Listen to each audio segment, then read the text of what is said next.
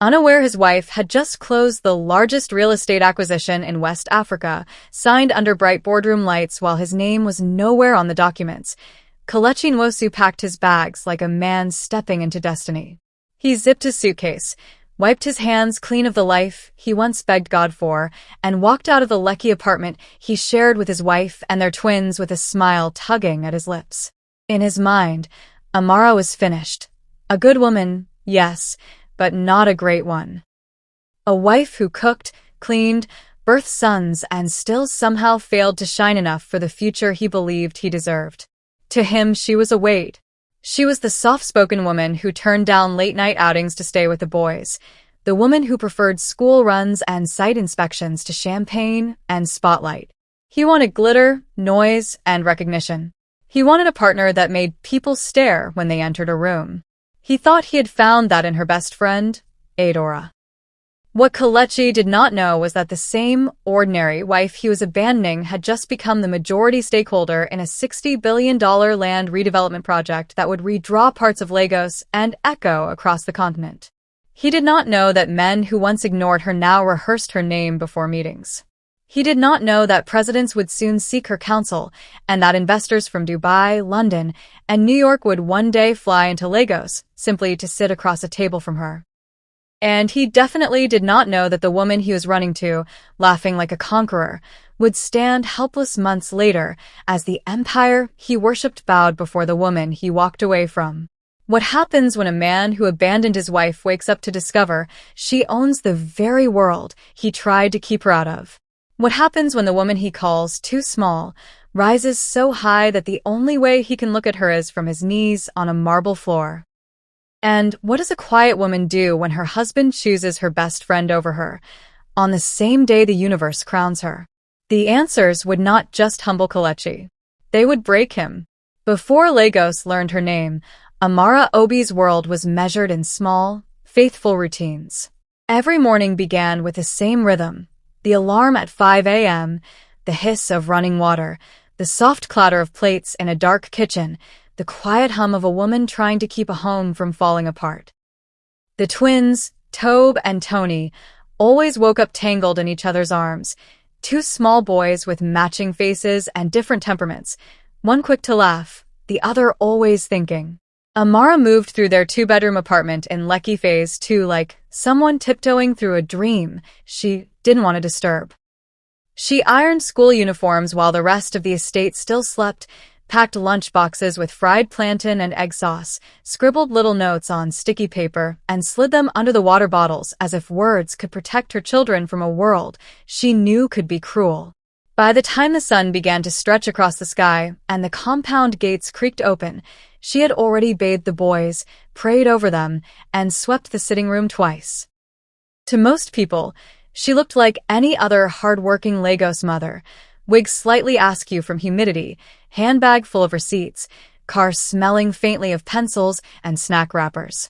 To Kelechi, she looked like failure he did not want to admit was partly his. There had been a time when he saw her differently. Back in their Unilag days, Amara was the quiet girl who drew city skylines in the margins of her notebooks and talked about affordable housing like other girls talked about weddings. Kelechi, bold and charming, used to sit beside her in the Faculty of Environmental Sciences and listen as she described estates that didn't flood, communities where children had playgrounds and mothers had safe walkways at night. He loved the fire in her eyes then, the way she believed she could plant beauty inside chaos. They married just after NYSC, when the future still felt like an open road. Their first rented apartment was small but full of laughter. Kelechi took a job with a growing construction company. Amara started as a junior consultant with a modest real estate firm on the island. They dreamed together, of their own home, of a business they would one day co-own, of children who would never know hunger the way they once did. But Lagos had a way of grinding dreams down into dust. As Kelechi rose in his company, surrounded by men who measured worth in car keys and wristwatches, his gaze slowly shifted. The girl who once impressed him with drawings and community plans now irritated him with questions about school fees and rent renewals. Every time he looked at Amara, he did not see the faithful wife who held his world together. He saw the woman who chose to leave office parties early, who refused to chase influencers and politicians the way other wives did, who would rather stay with the boys on a Friday night than follow him into smoky lounges where deals whispered over whiskey. Adora entered their marriage like perfume, sweet, light, and easy to justify. She had been Amara's friend since campus, the loud, beautifully styled one whose laughter filled any room. She was present at their introduction, visited after the twins were born, brought jollof rice the first time Kelechi got promoted. When Kelechi started hinting that Amara needed to upgrade her look to match his new status, it was Adora who took her to salons and boutiques, teasing and advising.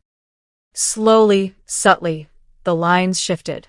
Jokes that once ended with all three laughing began to end with Amara forcing a smile while Kelechi and Adora shared glances she pretended not to notice. When Amara turned down late outings because the twins had a fever, Adora would shake her head with mock sympathy and follow Kelechi instead, saying she would represent the home. Amara saw the hints. She saw the lingering hugs, the inside jokes, the pictures on Instagram where they stood a bit too close. But she had grown up watching women hold marriages together with silence, so she folded her suspicions into the bottom drawer of her heart and chose peace over confrontation. She told herself that Kelechi was just excited, that Adora meant no harm, that this was a phase men passed through when money first started to greet them by name. Meanwhile, her real work happened far from their living room arguments and Instagram illusions. For 5 solid years, Amara sat in cramped boardrooms and echoed hotel conference halls, quietly pushing one dream. A private consortium, made up of mostly older men, was trying to secure a historic land bank stretching from Ape towards Ibejaleki. The vision was outrageous, a new city within a city, industrial corridors, residential estates, tech hubs, schools, hospitals. Many people laughed. Amara did not. She saw every line on the map as if it already existed. They rejected her proposals, talked over her ideas, and asked if she was just taking notes. She answered with revised spreadsheets, sharper feasibility studies, sleepless nights hunched over her laptop, while the twins snored beside her. When Kelechi grumbled about her late hours, calling her local for stressing over work that didn't show on Instagram, she only smiled and said she was trying to build something that would outlive them. By the 5th year, the tide turned. Investors who once rolled their eyes now leaned forward when she spoke. Government officials began to treat her not as an assistant, but as a force. Her numbers were clean. Her projections were brutal and honest. Her resolve unshaken. On a humid Tuesday evening, while diesel fumes floated across Victoria Island and traffic choked Ozumbambadu, her phone buzzed with the email she had been waiting for. The consortium had won. The deal, valued at $60 billion, was approved. Her name sat on the top line as majority stakeholder and chief development executive. She sat very still in the back of an Uber, city lights flickering against the glass as tears blurred her view. Not tears of pain this time, but of a victory too big to fit in her chest. She thought of her sons, of the estates that would one day bear her signature, of the girl in Unilag who drew impossible cities in the margins of old notebooks. Then she thought of Kelechi. For the first time in a long while, she imagined his face lighting up because of something she achieved. She pictured telling him over dinner, watching his pride push back the distance that had grown between them. She held that picture like a fragile glass in her mind. That night, after tucking the twins into bed and kissing their foreheads, Amara lay awake beside a husband who had already turned his back to her, phone screen glowing against his palm. She placed her hand gently on his shoulder, wanting to speak, to share, to celebrate. The words rose to her lips, full of joy. She swallowed them. There would be time tomorrow, she told herself. Time to tell him everything. Time to let him know that the woman he called ordinary had just stepped into a room he never even knew existed. She fell asleep with a quiet smile, hand resting over the twin boys between them and the email still open on her phone. She did not know that tomorrow would not bring celebration. Tomorrow would bring the kind of betrayal that changes a woman forever. Morning came dressed in harmattan light, pale and hazy, as if the sky itself was unsure how clear it wanted to be. Amara woke before her alarm, the way mothers do when their dreams are full of unfinished tasks. For a brief, disorienting moment she lay still, listening to the soft breathing of the twins in their room, the distant hum of generators, the quiet Lagos dawn pressing against the windows. Then she remembered. The email. The figures. The contract that would redraw the map of Ape and Ibejaleki with her signature. A quiet smile curved her lips. She rose with unusual lightness, moving through the morning routine as if the floor had shifted beneath her feet, but finally in her favor. She bathed the twins, tied their laces, and brushed crumbs from their cheeks. The boys noticed the extra softness in her voice, the way she stole longer glances at their faces, as if memorizing them. Instead of her usual simple blouse and trousers, she chose the fitted red dress that hugged her like resolve made visible. It was not a loud red, but the kind that demanded you look twice. She pinned her hair neatly, added small gold earrings her mother once wore for important days, and, for the first time in months, added a stroke of lipstick before facing the mirror. She didn't look like just a tired mother in that reflection. She looked like a woman about to walk into the room she'd been knocking on for 5 years. The twins trailed her down the stairs of their building, lunch boxes swinging, school bags bouncing against their backs. The compound smelled of dust and wet leaves. Somewhere, a neighbor's radio crackled with early morning news. The security man greeted her with a sleepy salute, unaware that the woman slipping past him in red would soon hold more land than most of the city's kings of concrete. Traffic into Victoria Island was its usual chaos, but Amara felt wrapped in calm. The boys argued in the back seat about whose school would close earlier. She responded only half listening, mind rehearsing slides and talking points. The city churned around them. Yellow buses shouting for passengers, street hawkers balancing worlds on their heads, office workers checking the time and cursing the gridlock. Yet inside the car, something felt suspended, almost sacred. By 9:15 a.m., she stood in the lobby of the glass and steel tower that housed the consortium's office, the twins' hands nestled in hers. The building rose like a shard of light over Amadabello Way, its tinted windows catching the sun. She had walked into this lobby countless times as the unnoticed woman with a stack of documents. Today, as security nodded and the receptionist smiled a little too widely, she felt the shift. People knew. Even if they did not fully understand, they sensed that something monumental was happening upstairs. A junior staff member escorted the twins to a small lounge room where they could watch cartoons and eat snacks until she finished. They went reluctantly, turning back to wave. She waved back, heart full. The boardroom on the 22nd floor smelled of polished wood and expensive perfume. Men in suits filled the space, some from Abuja, some from Dubai, some from London, all of them suddenly polite in a way they hadn't been when she was just the young consultant with too many ideas. Legal teams shuffled documents. A large aerial map of the massive land bank glowed on the screen. When the final signatures were placed, the room erupted in courteous applause. Cameras clicked. Hands reached for hers.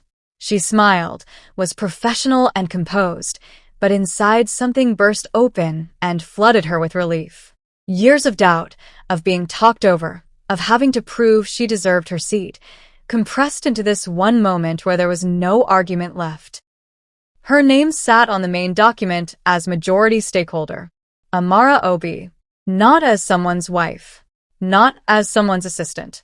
As the architect of an empire made of concrete, roads, homes, and futures.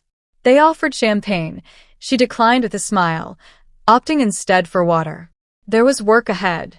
There were communities to plan. There were timelines to meet.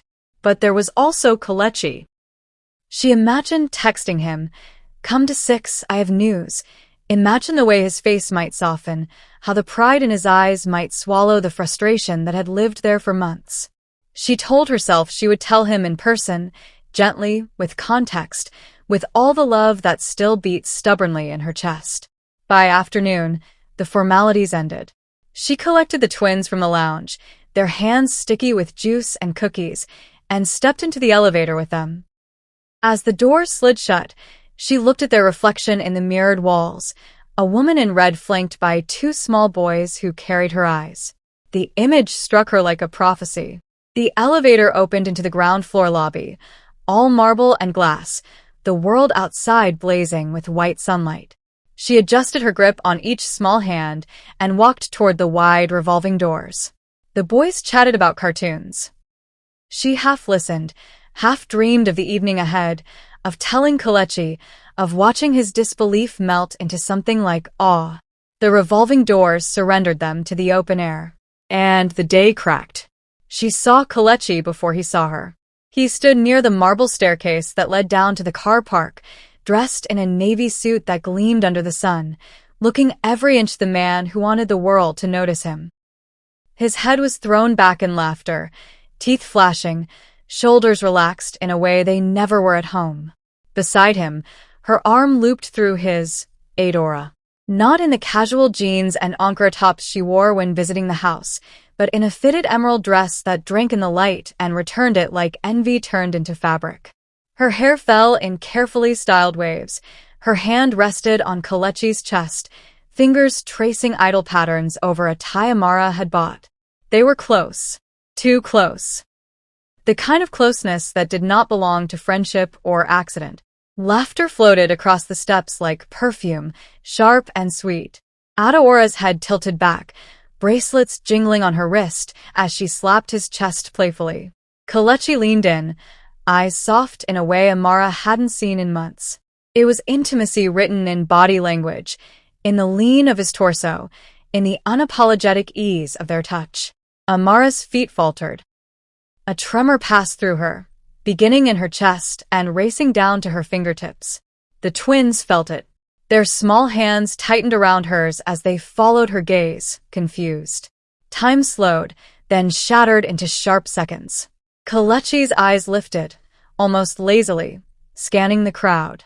They landed on the woman in red and the two boys beside her. Amusement froze on his face, his laughter cut off mid-sound. Adaora's smile stiffened, the corners of her mouth still raised, but her eyes suddenly wary. Her arm did not move from his chest. The air between all four adults thickened. Amara did not scream. She did not run. She did not ask questions whose answers would only slice her deeper. Her heart was already telling her everything her mouth might have tried to deny. She saw the lipstick stain at the corner of his jaw. She saw the way Adaora's fingers flexed slightly, but did not release him. She saw the guilt, brief and naked, flash across his face before pride rearranged it. In the space where words should have lived, there was only a sentence that formed quietly in her mind. So this is the betrayal. Her spine straightened. She squeezed Tobe's hand, then Tony's, as if anchoring herself to the only two things in the world that still made sense. The boys watched their father uncertainly, eyes flicking between parents as if trying to decide what emotion to copy. Amara inhaled once, slowly, tasting exhaust fumes and betrayal on her tongue. Then, with the same self-control that had carried her through years of being underestimated, she shifted her gaze past them as if they were strangers taking up space on a staircase. She walked. Each step down those marble stairs felt like walking through water. The twins' feet hurried to keep up with hers. Their lunch boxes knocked against their knees. Behind her, silence replaced laughter. Kelechi did not call her name. Adaora's perfume lingered in the air, cloying. She passed them without turning her head. The only sound she allowed herself was the steady click of her heels against stone and the quiet rustle of the boys' uniforms. Her dignity became the loudest thing in that courtyard. By the time she reached the car, her heartbeat had settled into a numb, mechanical rhythm. She buckled the twins in on autopilot, murmuring something about traffic, about getting home early. They obeyed, sensing that questions would break something fragile inside the car. As she pulled out of the parking lot, she caught one last glimpse in the rearview mirror, Kelechi and Adora still standing on the steps, two silhouettes against glass. He had removed her hand from his chest now, but he had not moved toward the driveway. He only watched the car roll away, jaw clenched, expression unreadable. Amara drove home through the noise of Lagos, unable to remember a single billboard she passed. That night, after the twins were asleep and the house had grown heavy with quiet, the front door opened. Kelechi walked in with the smell of cologne and something bitter clinging to him. He did not comment on the red dress thrown carefully over the chair. He did not ask how her day went. He only loosened his tie, avoided her eyes, and stood in the center of the living room like a man rehearsing a speech. "We need to talk," he said at last. The words fell between them like a verdict, and Amara, sitting on the edge of the couch with the glow of the $60 billion contract still waiting in her email, understood that the day had not just cracked. It had split her life cleanly into a before and an after. The living room was dim except for the soft glow of the standing lamp in the corner, its light catching dust motes that drifted lazily like suspended time. Amara sat with her hands folded in her lap, back straight, face calm in a way that only women who have already broken in private can manage. The twins were asleep, their quiet breathing faintly audible from the hallway. The air felt cold despite the Lagos humidity. Kelechi stood near the television, pacing slowly, each step uneven, each pause longer than the one before. He looked like a man struggling to summon courage, but not the kind that comes from conscience, rather the courage to say something selfish out loud. "We can't keep going like this," he said finally, voice hollow.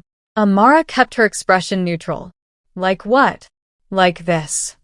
He gestured vaguely at the house, at the silence, at everything and nothing.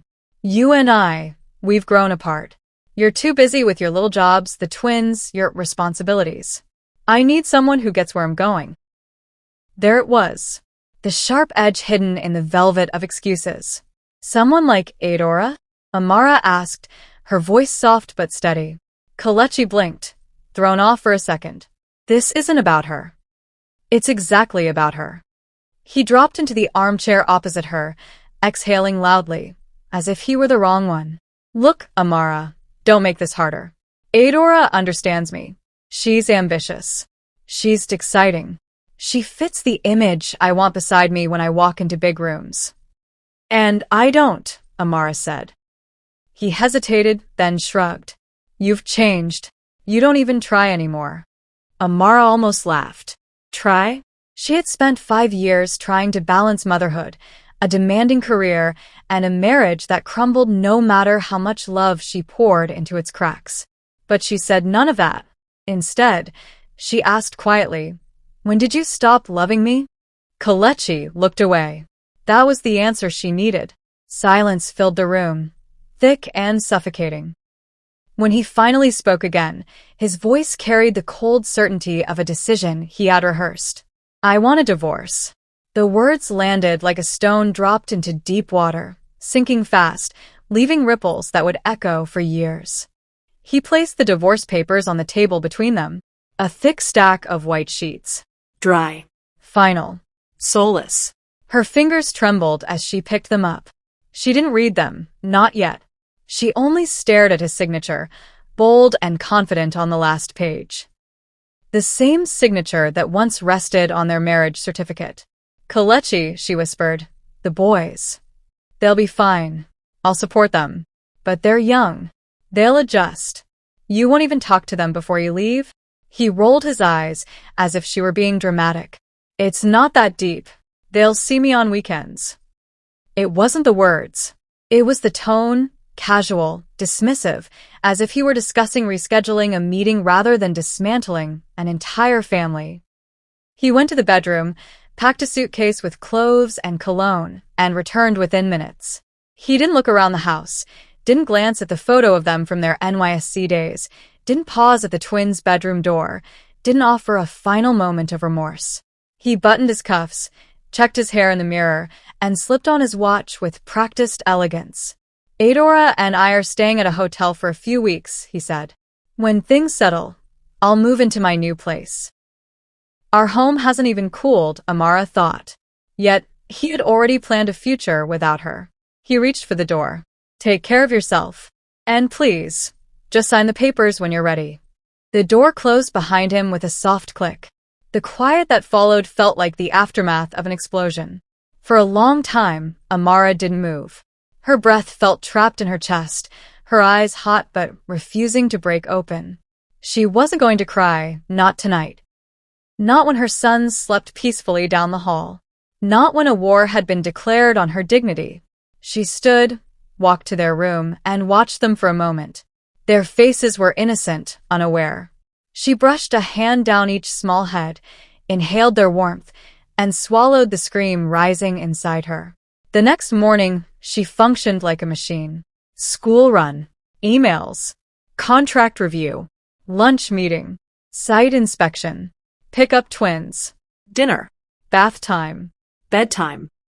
But beneath the routine, something inside her had cracked open. Not broken, just widened, making space for something tougher than grief. Her phone buzzed late in the night. A message from Adora. Hope no hard feelings, babe. Love is love. Amara stared at the screen in disbelief.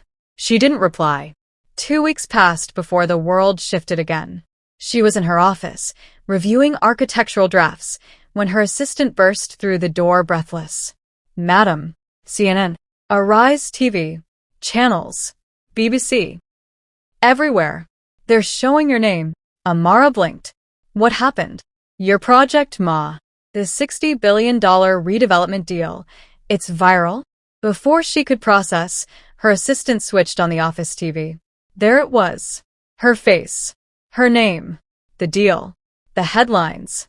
Meet the Nigerian woman leading Africa's largest real estate transformation. $60 billion land project secured by young developer and mother of twins. Amara Obi, the silent power player redesigning Lagos. Her mouth parted slightly. The room felt suddenly too small. Reporters mentioned her educational background, her early consulting years. Her proposals were rejected and later praised. Her unexpected rise to majority stakeholder. They speculated about her visionary leadership, her innovative models for modern communities, and her meteoric ascent. Kelechi saw it from the TV mounted in the hotel lounge where he and Adora were eating brunch.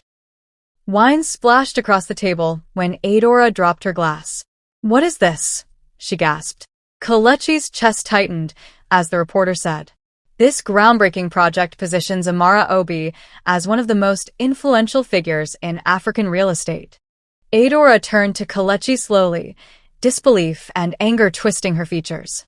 You didn't tell me she was doing something this big. I didn't know, he whispered, color draining from his face. His ex-wife. The woman he dismissed. The one he called small. The one he left. Suddenly, everyone in the lounge recognized her name. Recognized his last name. Faces turned toward him, whispering. Speculation. Judgment.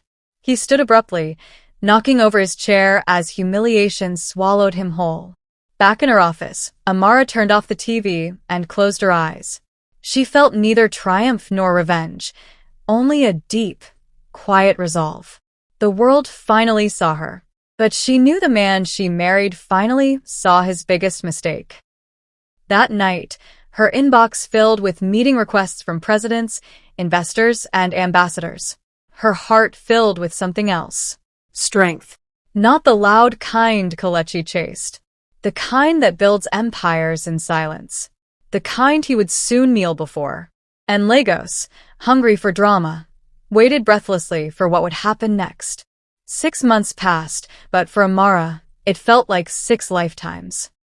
The woman who once rushed through mornings with lunch boxes and guilt now moved through hallways where every door opened before she reached it. Her life no longer fit inside the walls of the old Lekki apartment. It had expanded into skyscrapers, boardrooms, private jets, and the quiet, well-lit corridors of real power. Lagos had learned her name. Africa had learned her signature.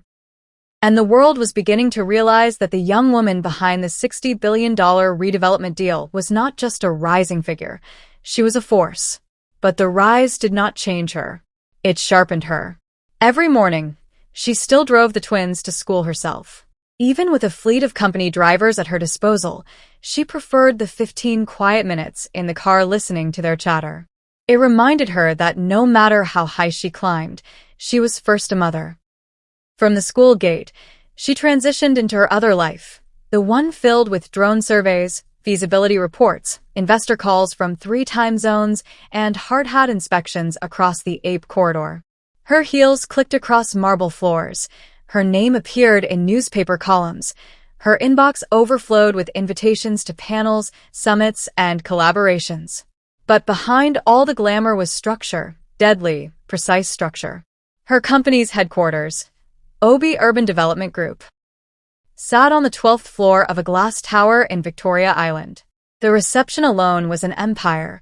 Honey-colored marble floors, indoor plants rising towards the ceiling, a wall-sized screen displaying 3D renderings of the mega-city she was building. Staff wore sleek uniforms. The air smelled of ambition and air purifiers. People greeted her with "Good morning, Ma," and "Welcome, Madam Obi." Their respect was genuine, not forced. She earned every syllable. Inside her office, floor-to-ceiling glass revealed the glittering Lagos Lagoon. Her desk was always organized, papers stacked in crisp lines. But the real power sat in the room adjacent, a war room glowing with screens, maps, documents, and timelines stretching 5 years into the future. That was where she lived her second life. Strategist, builder, visionary. And she was not alone. Where Amara rose, powerful people extended their hands, some out of respect, others out of fear of missing out. But the most important of them all was Chief Adeyemi, a man whose name could open doors in Abuja with a single call. Silver-haired, sharp-eyed, ruthless in business, but soft-spoken in private. He had watched Amara sit through years of rejections without losing her fire. He respected that. "You remind me of my wife," he once told her. "Quiet until she starts building something. Then everyone hears her." Through him came connections, advisors, lawyers, analysts, foreign partners. Not because they wanted to do favors for her, but because she now had the kind of leverage that made alliances necessary. Another was Mrs. Olatunji, a real estate tycoon who had built estates across Abuja. She saw herself in Amara. The discipline, the humility, and the hidden steel. "Men like your ex-husband don't understand power unless it roars," she said one evening over tea. "But women like us, we build silently until the roar becomes unavoidable." Amara nodded, her jaw tightening just slightly. She was learning. She was adapting. She was becoming. Her transformation wasn't dramatic. It was deliberate. She didn't start wearing expensive clothes. She wore purposeful ones. Structured blazers, fitted dresses, smooth colors that didn't shout but whispered authority. Her hairstyle changed from the rushed ponytails of survival to elegant low buns and clean center parts that complemented her calm intensity. She didn't raise her voice. She didn't need to. Her decisions were sharp. Her boundaries are firmer. Her time was guarded by 3 assistants who filtered requests like security filters at airports. But she remained gentle with her staff, always noting birthdays, always asking about sick relatives. People felt safe around her. Not because she was soft, but because her strength wasn't built on humiliating others. She was the woman Lagos thought was too quiet to matter. Now, silence worked for her. Across the city, in a cramped serviced apartment in Lekki Phase 1, Adora applied the foundation slowly, trying to hide the stress lines forming under her eyes. Her once effortless beauty routines now took hours. Luxury was expensive. Affection was draining. And Kelechi, the man she thought she won, was becoming the ghost of the confident husband he once was. The cracks between them had turned into craters. Adora spent money recklessly, Brazilian wigs, shoes, handbags. Believing a glamorous woman could keep a man anchored to her. But Kelechi's finances couldn't keep up. His company suffered multiple contract failures. Partners pulled out silently. Investors refused to take his calls. It started small. A delayed payment. A bounce check. A whispered rumor that he was unreliable. Then the big one. His largest project was suspended due to irregularities, though everyone knew it was because a major ministry preferred to work with Amara's team. Adora was furious. "You told me leaving her would make us unstoppable," she shouted one night. Kelechi buried his face in his palms. I didn't know she was working on something this massive. Of course you didn't, she spat. You were too busy pretending you were better than her. Their fights became public. Neighbors heard. Friends whispered. Instagram posts grew fewer by the week. Partners avoided them. The air around them thickened with desperation. But the real blow came when Adora discovered her own secret. The version of Kelechi she wanted only existed when he was riding on Amara's back. Lagos gossip mills ran wild. Twitter threads roasted him. Blogs posted side-by-side photos of Amara's rise and his sudden downfall. He left a queen for a slay queen. You abandoned the landowner and followed the land. From Billionaire's wife to Lekki Faye's one roommate. Whenever he walked into restaurants or lounges, whispers followed him like shadows. Adora tried to maintain an illusion, posting filtered selfies with captions like, "Soft life only." But Lagos was no fool. Everyone saw the foundation cracking beneath the glitter. The breaking point came in the form of a rumor. Kelechi overheard it at a networking event he managed to sneak into with a borrowed suit. Amara's company is buying up distressed firms in Lekki. I heard one of them is Nwosu and Company. His company, his identity, his pride, his everything. Laughter bubbled around the statement, mocking, cruel, unfiltered. Kelechi stood in a corner, blood draining from his face as realization settled like a stone in his stomach. Amara was expanding, and he was shrinking, and Lagos had already chosen its winner. That night, lying in a sparsely furnished apartment with Adora ranting about bills and opportunities, he finally said the words he had avoided for months. I need to talk to her. Adora froze. Talk to who? He didn't answer. He didn't need to. The silence was enough. The next morning, he stood before the mirror adjusting the only clean suit he had left. His hands trembled, not from fear of her power, but from the shame of having to face the woman he once mocked. He stepped out of the apartment, shoulders slumped but determined, and walked toward the waiting Bolt cab. For the first time in his life, Kelechi Nwosu understood that pride could become a cage. And he had locked himself inside it. Ahead of him, rising like a glass throne over Victoria Island, was Amara's headquarters. He inhaled deeply, squared his shoulders, and walked toward the door of the woman he betrayed.